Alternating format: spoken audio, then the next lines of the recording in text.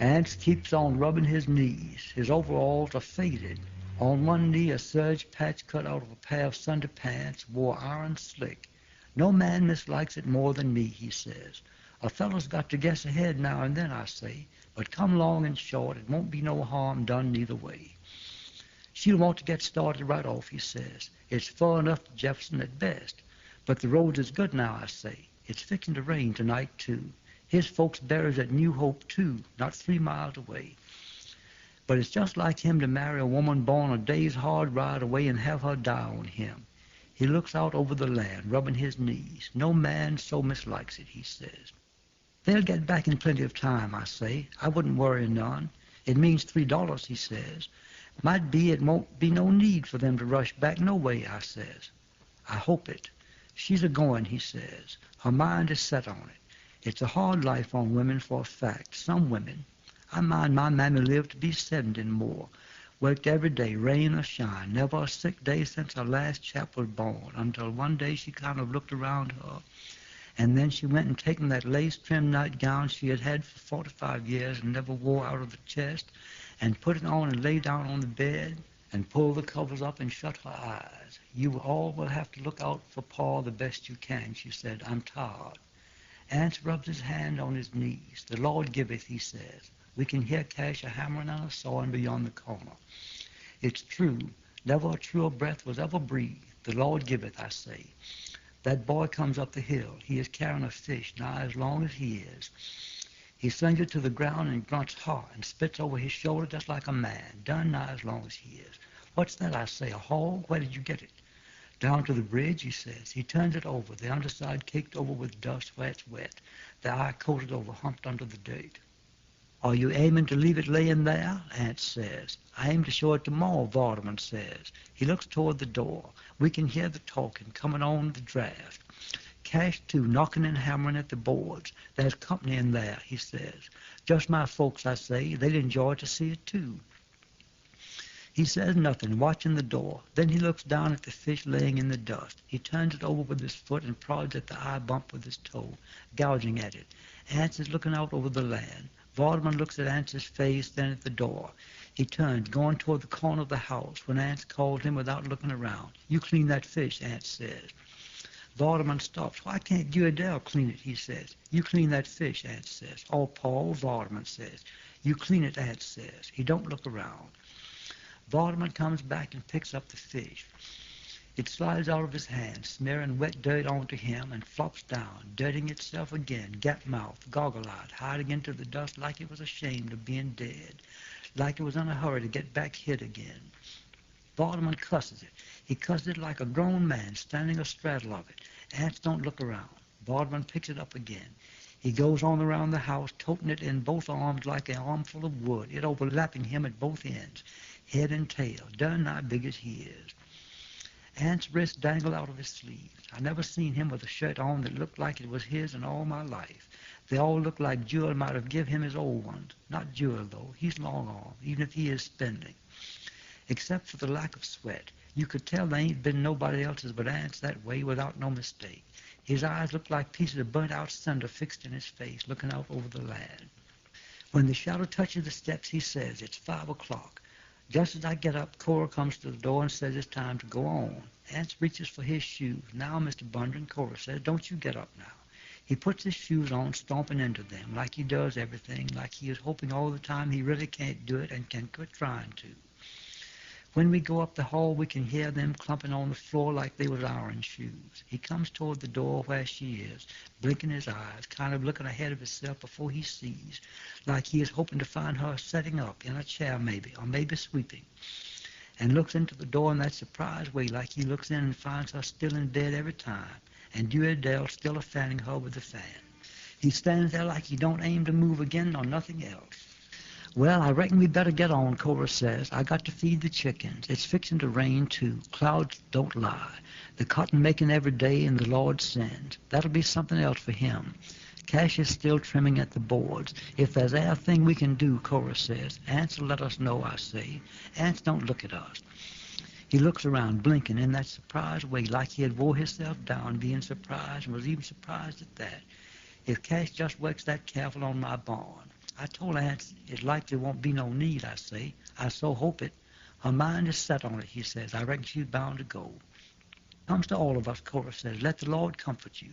About that corn, I say. I tell him again I will help him if he gets into a tight, with her sick and all. Like most folks around here, I done hope him so much already I can't quit now.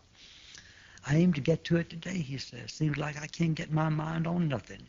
Maybe she'll hold out till you're laid by, I say. If God wills it, he says. Let him comfort you, Cora says.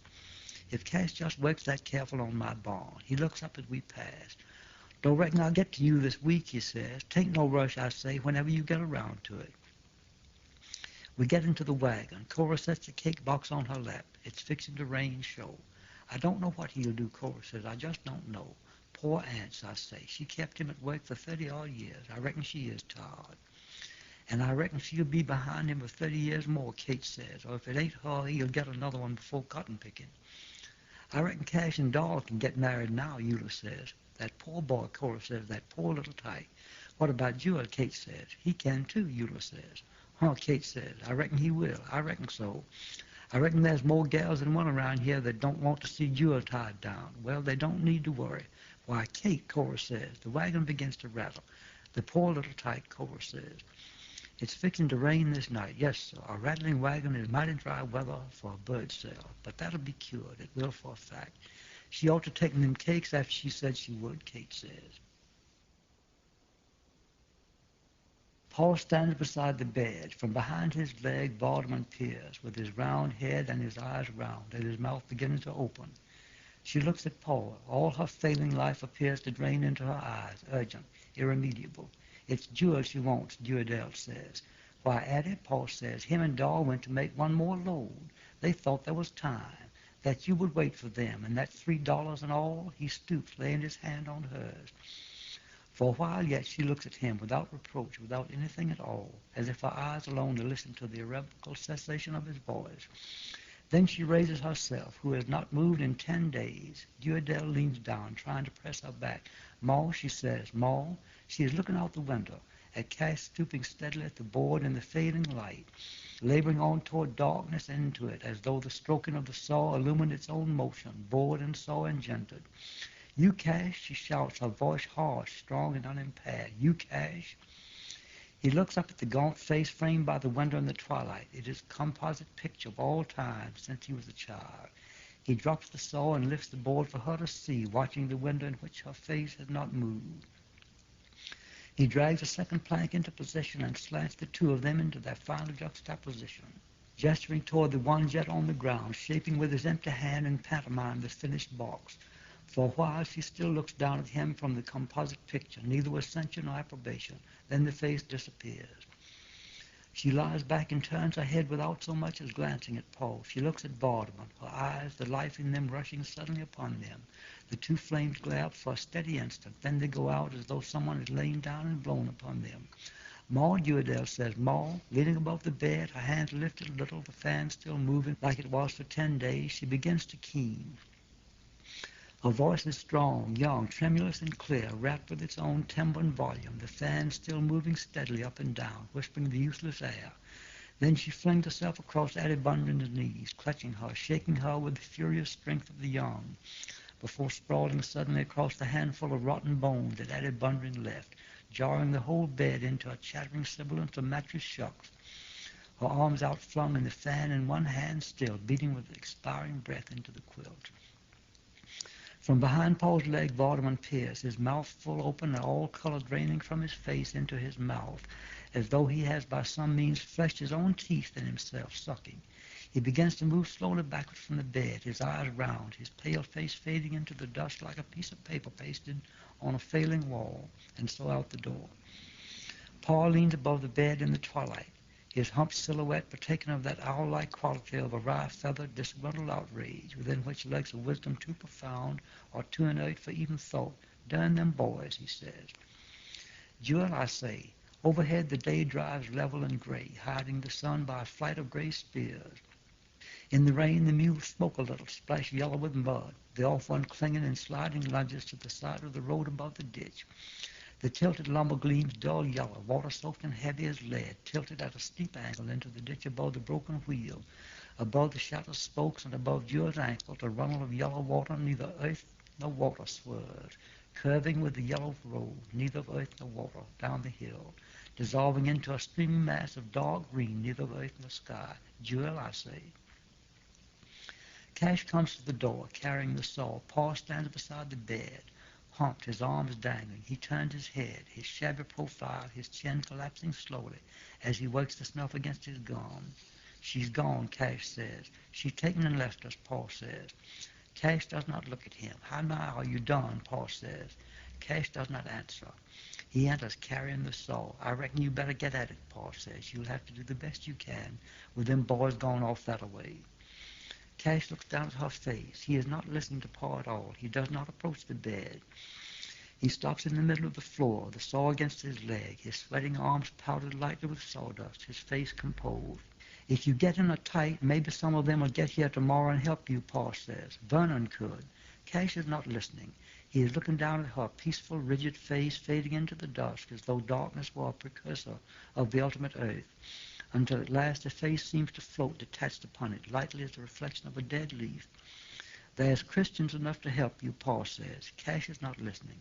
After a while he turns without looking at Paul and leaves the room. Then the saw begins to snore again. They will help us in our sorrow, Paul says. The sound of the saw is steady, competent, unhurried, stirring the dying light so that each stroke her face seems to wake a little into an expression of listening and of waiting. As though she were counting the strokes, Paul looks down at the face, at the black sprawl of Dewdale's hair, the outflung arms, the clutched fan now motionless on the fading quilt. I reckon you better get supper on, he says. Dewdale doesn't move. Get up now and put supper on, Paul says. We got to keep our strength up. I reckon Dr. Peabody's right hungry coming all this way, and Cash will need to eat quick and get back to work so he can finish it in time. Dewdale rises, heaving to her feet. She looks down at the face. It is like a casting of fading bronze upon the pillar, the hands alone still within a semblance of life, a curl, gnawed inertness, a spent yet alert quality from which weariness, exhaustion, travail has not yet departed, as though they doubted even yet the actuality of rest, guarding with haunted and penurious alertness the cessation which they know cannot last. Dewdale stoops and slides the quilt from beneath them and draws it up over them to the chin, smoothing it down, drawing it smooth. Then, without looking at Paul, she goes around the bed and leaves the room. She will go out where Peabody is, where she can stand in the twilight and look at his back with such an expression that, feeling her eyes and turning, he will say, I would not let it grieve me now. She was old and sick too, suffering more than we knew. She couldn't have got well. Vardaman's getting big now, and with you to take good care of them all, I would try not to let it grieve me. I expect you'd better go and get some supper ready. It don't have to be much, but they'll need to eat. And she looking at him saying, you could do so much for me if you just would, if you just knew. I am I, and you are you, and I know it, and you don't know it. And you could do so much for me if you just would. And if you just would, then I could tell you, and then nobody would have to know it except you and me and Doll. Paul stands over the bed, dangle arm, humped, motionless. He raises his hand to his head, scouring his hair, listening to the saw. He comes nearer and rubs his hand, palm and back on his thigh, and lays it on her face, and then on the hump of quilt where her hands are. He touches the quilt as he saw Dewdale do, trying to smooth it up to the chin, but disarranging it instead. He tries to smooth it again clumsily, his hand awkward as a claw, smoothing at the wrinkles which he made and which continued to emerge beneath his hand with perverse ubiquity, so that at last he desists, his hand falling to his side, and stroking itself again, palm and back on his thigh. The sound of the saw snores steadily into the room. Paul breathes with a quiet, rasping sound, mouthing the snuff against his gums. God's will be done, he says. Now I can get them teeth. Jewel's hat droops limp over his neck, channeling water onto the soaked toe sack tied about his shoulders, as, ankle-deep in the running ditch, he pries with a slipping 2x4 with a piece of rotting log for fulcrum at the axle. Jewel, I say she is dead. Jewel, Addie Bundren is dead. Then I begin to run. I run toward the back and come to the edge of the porch and stop. Then I begin to cry. I can feel where the fish was in the dust. It is cut up into pieces of not fish now, not blood on my hands and overhauls. Then it wasn't so. It hadn't happened then. And now she is getting so far ahead I cannot catch her. The trees look like chickens when they ruffle out into the cool dust on the hot days. If I jump off the porch, I can be where the fish was, and it all cut up into nutfish now. I can hear the bed and her face in them, and I can feel the floor shake when he walks on it. That came and did it. That came and did it when she was all right, but he come and did it. That fat son of a bitch. I jumped from the porch running. The top of the barn comes swooping up out of the twilight. If I jump, I can go through it like the pink lady in the circus, into the warm smelling, without having to wait. My hands grab at the bushes. Beneath my feet, the rocks and dirt go rubbling down. Then I can breathe again in the warm smelling. I enter the stall, trying to touch him, and then I can cry. Then I can vomit, the crying. As soon as he gets through kicking, I can, and then I can cry, the crying can. He killed her. He killed her. The life in him runs under the skin, under my hand, running through the splotches, smelling up into my nose where the sickness is beginning to cry, vomiting the crying, and then I can breathe, vomiting it. It makes a lot of noise. I can smell the life running up from under my hands, up my arms, and then I can leave the stall. I cannot find it. In the dark, along the dust, the walls, I cannot find it. The crying makes a lot of noise. I wish it wouldn't make so much noise. Then I find it in the wagon shed, in the dust, and I run across the lot and into the road, the stick jouncing on my shoulder. They watch me as I run, beginning to jerk back, their eyes rolling, snorting, jerking back on the hitch rein. I strike. I can hear the stick striking. I can see it hitting their heads, the breast yoke missing altogether sometimes as they rear and plunge, but I am glad. You killed my maw. The stick breaks. They're raring and snorting, their feet popping loud on the ground. Loud because it is going to rain and the air is empty for the rain, but it is still long enough. I run this way and that as they rear and jerk at the hitch rein, striking. You killed her. I strike at them, striking. They wheeling in long lunges, the buggy wheeling on two wheels and motionless like it is nailed to the ground, and the horses motionless like they are nailed by the hind feet to the center of a whirling plate. I run in the dust. I cannot see, running in the sucking dust where the buggy vanishes on tilted wheels. I strike, the stick hitting into the ground, bouncing, striking into the dust, and then into the air again, and the dust sucking on down the road faster than if a car was in it. And then I can cry, looking at the stick. It is broken down to my hand, not longer than stove wood that was a long stick. I throw it away and I can cry. It does not make so much noise now. The cow is standing in the barn door chewing. When she sees me, she comes into the lot. She lolls, her mouth full of flopping green, her tongue flopping. I ain't a-going to milk you. I ain't a-going to do nothing for them. I turn to her when I pass. When I turn, she is just behind me with her sweet, hot, hard breath. Didn't I tell you I wouldn't? She nudges me, snuffling. She moans deep inside, her mouth closed. I jerk my hand, cursing her like Jewel does. Get now. I stoop my hand to the ground and run at her. She jumps back and whirls away and stops watching me. She moans. She goes on to the path and stands there looking up the path. It is dark in the barn, warm, smelling, silent. I can cry quietly, watching the top of the hill. Cash comes to the hill, limping where he fell off the church. He looks down at the spring, then up the road and back toward the barn. He comes down the path stiffly and looks at the broken hitch rein and at the dust in the road, and then up the road where the dust is gone. I hope they've got clean past Tulls by now. I so hope it. Cash turns and limps up the path. Darn him, I showed him. Darn him. I am not crying now. I am not anything. Dewdale comes to the hill and calls me. Vardaman? I am not anything. I am quiet. You, Vardaman? I can cry quiet now, feeling and hearing my tears. Then it won't. It hadn't happened then. It was a-laying right there on the ground, and now she's getting ready to cook it. It is dark. I can hear wood, silence. I know them. But not living sound, not even him. It is as though the dark were resolving him out of his integrity into an unrelated scattering of components, snuffing and standing, smelling of cool flesh and ammoniac hair, of illusion of a coordinated whole of spotched hide and strong bones within which, detached and secret and familiar, an ears, different from my ears. I see him dissolve, legs, a rolling eye, gauded spotching like cold flames, and float upon the dark in fading solution, all one yet neither, all either yet none. I can see hearing call toward him, caressing, shaping his hard shape, fetlock, hips, shoulder, and head, smell and sound. I'm not afraid. Cooked and ate, cooked and ate.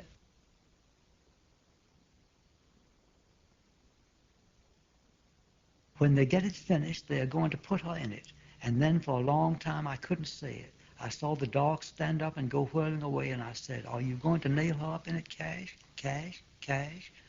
I got shut up in the crib. The new door was too heavy for me. It went shut. I couldn't breathe because the rat was breathing up all the air. I said, "Are you going to nail her up in it, Cash? Nail it? Nail it?" Paul walks around. His shadow walks around, over Cash going up and down above the saw at the bleeding plank.